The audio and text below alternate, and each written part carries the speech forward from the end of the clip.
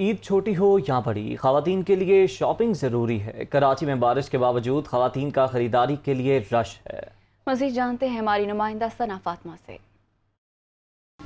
जी बिल्कुल, कराची में 2 से 3 रोज़ हो गए, बारिश भी हो रही है और काफ़ी जगहों पे पानी भी खड़ा है, लेकिन इसके बावजूद ख़वातीन ने मैनेज कर लिया है किसी न किसी तरह बाज़ारों में पहुंचना, क्योंकि ईद है और ईद उल अज़हा है। वैसे तो ज़्यादातर जो फोकस है वो कुर्बानी पर और जानवरों पर होता है, लेकिन ख़वातीन तो ख़वातीन हैं, उनकी तैयारी ना हो तो फिर ईद फीकी फीकी सी लगती है। तो कराची के बाज़ारों में भी ईद उल अज़हा की शॉपिंग के लिए काफ़ी लोग मौजूद हैं, ख़वातीन मौजूद हैं, फैमिलीज़ मौजूद हैं और ईद की तैयारी जो है, शॉपिंग जो है मुकम्मल करने की कोशिश की जा रही है। हमारे साथ कुछ ख़वातीन मौजूद हैं, उनसे पूछते हैं क्या क्या ख़रीद रही हैं और क्या क्या तैयारी हो गई। हम लोगों का फर्स्ट डे का तो हो गया था, बस बाकी जो छोटी मोटी चीज़ें थी, चूड़ियाँ, चप्पल वगैरह, वो चीज़ें आज हम लेने के लिए निकले थे यहाँ पे। मौसम जो है 2 से 3 रोज़ कबल तक जो है बहुत ज़्यादा गर्म था, लेकिन अब मौसम भी अच्छा हो गया। आपने क्या क्या लिया? चूड़ियाँ, शर्ट्स वगैरह, चप्पल, ये सब लिया है।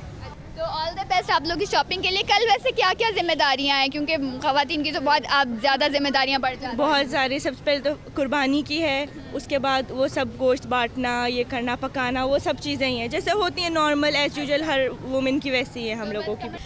ख़वातीन हमारे साथ थी और यही उनका कहना है कि जिम्मेदारियां कल जो हैं वो डबल ट्रिपल हो जाएंगी, लेकिन अपनी जिम्मेदारी, अपनी शॉपिंग सबसे पहले है तो वो मुकम्मल करने की कोशिश है। कल सुबह सुबह तैयार होंगी, कुर्बानी होगी और फिर दावतों का एक सिलसिला भी शुरू हो जाएगा। जी।